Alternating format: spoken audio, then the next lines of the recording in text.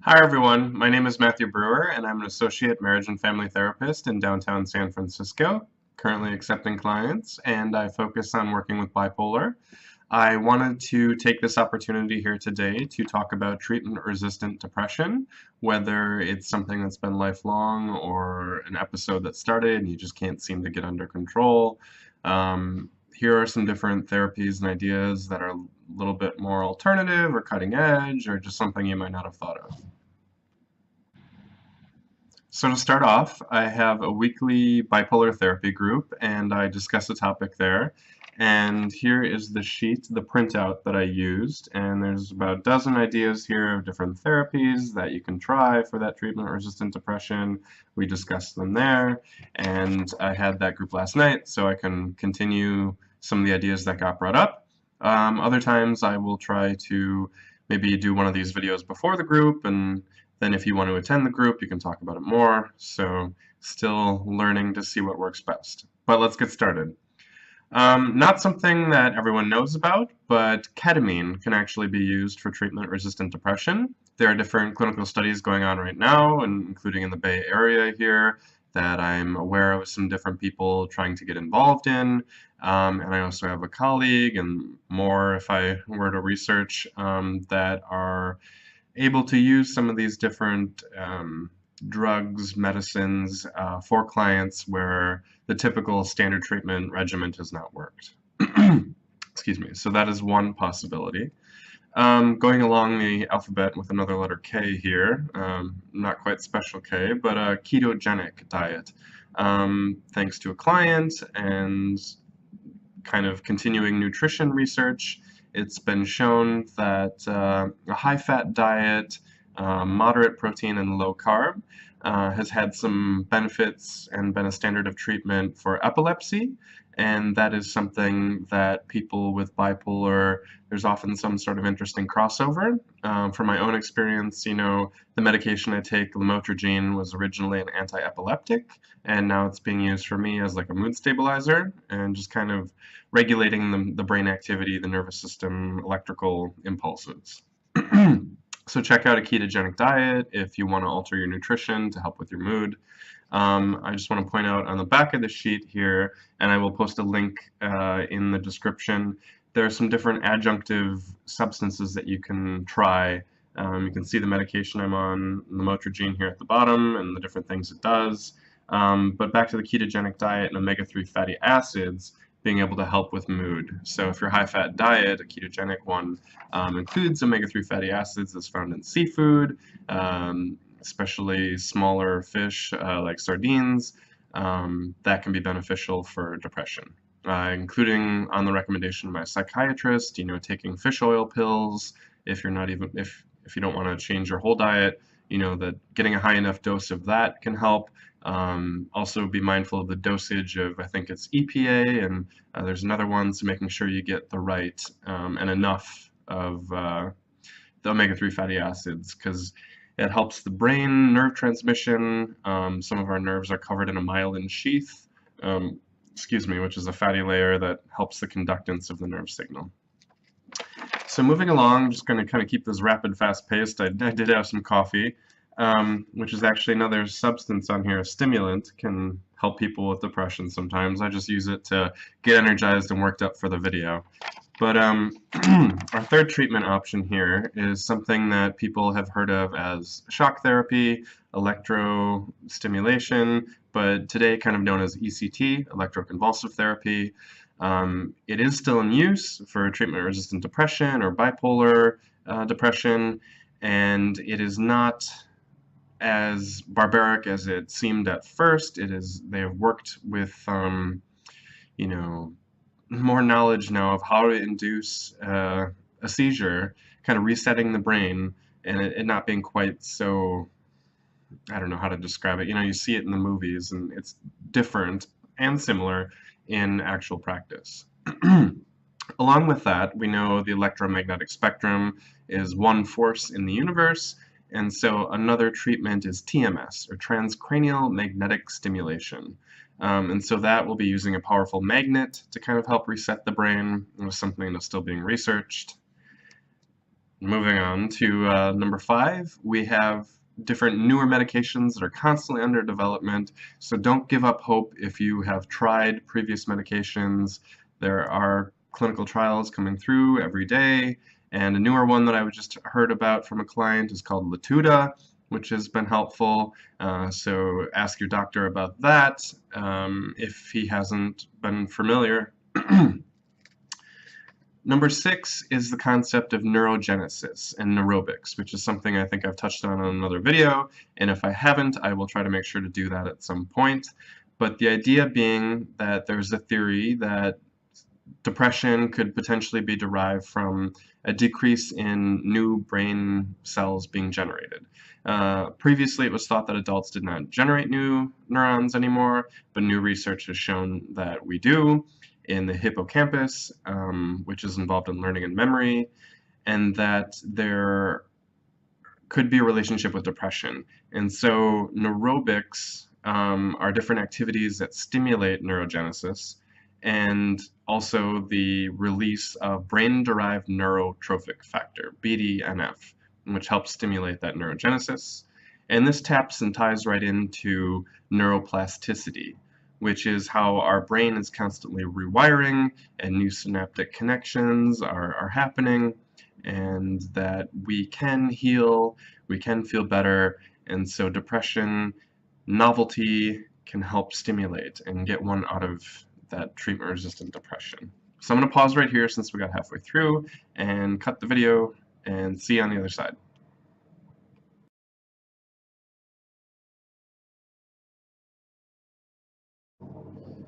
Welcome back. Number 7 is nervous system regulation. So there is some conversation that bipolar can be a chronic overstimulation of the nervous system through the stress response, that you're constantly in the sympathetic fight or flight, and that there could be more of a need to get into the parasympathetic nervous system, the rest and digest, and this can be done through practicing the relaxation response, as put forth by a medical doctor in a book, which is different breathing techniques, stuff like that.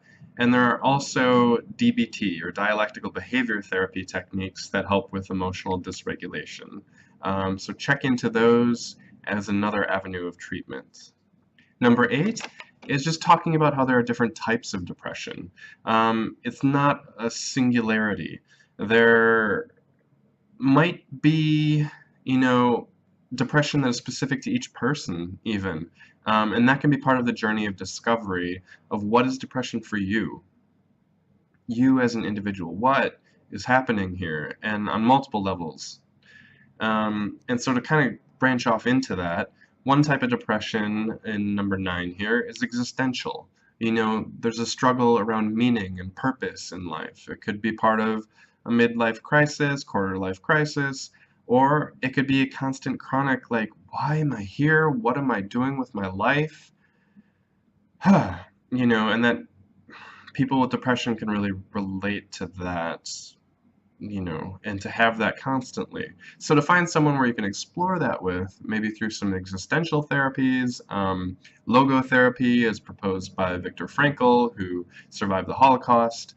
And Man's Search for Meaning is his book, propose different ways that we can get through painful circumstances, even something as horrific as the Holocaust, and still find meaning and purpose. So check out that book, A Man's Search for Meaning by Viktor Frankl.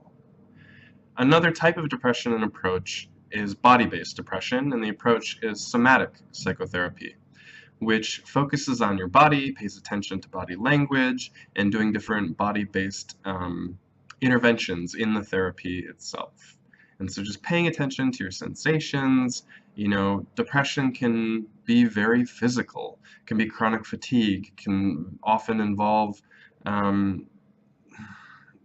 just aches and pains and different places for different people. So look into body-based treatment for your depression, and this can include massage or acupuncture or tai chi or yoga as another way of treating that treatment-resistant depression. 11th is just remembering the importance of sunlight and sleep. And these two go together, and it can be seen in seasonal affective disorder, SAD, and that cycling that happens, and so you can get that playing into your depression as well. So if possible, try to get some sunlight early in the morning to kind of help reset your circadian rhythms, and you can look into the research around certain frequencies of the light getting to your brain and helping reset those patterns.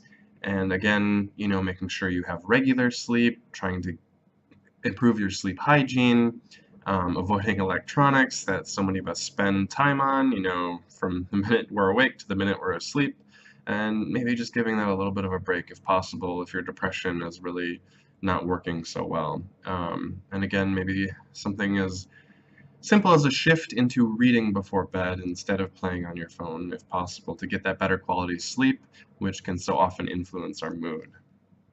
Number 12 is an integral treatment plan for your depression. So this is something I specialize in, or is my focus. I think I can call it a specialty. I went to a school of integral studies and got my degree in that on the master's level, and I'm excited to announce I'm going back for my doctorate in integral studies. And what it means, a lot of things, but at least in this treatment plan, based on some of the work of Ken Wilber, who proposed an integral life practice, which different things you do for all the different parts of who you are. So I like to say body, heart, mind, soul, and spirit. So all the different physical things we've talked about, emotional stuff, intellectual stuff, and then soul and spirit, which can often be left out of mainstream treatment for depression.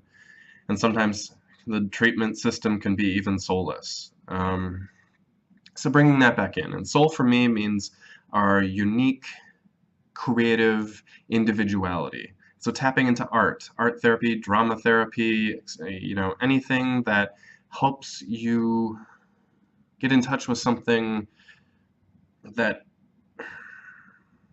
you don't have a way to express otherwise. So something that's trapped, like a burp, air pocket. And finding a way to express that is soulful. It makes me think of jazz music therapy.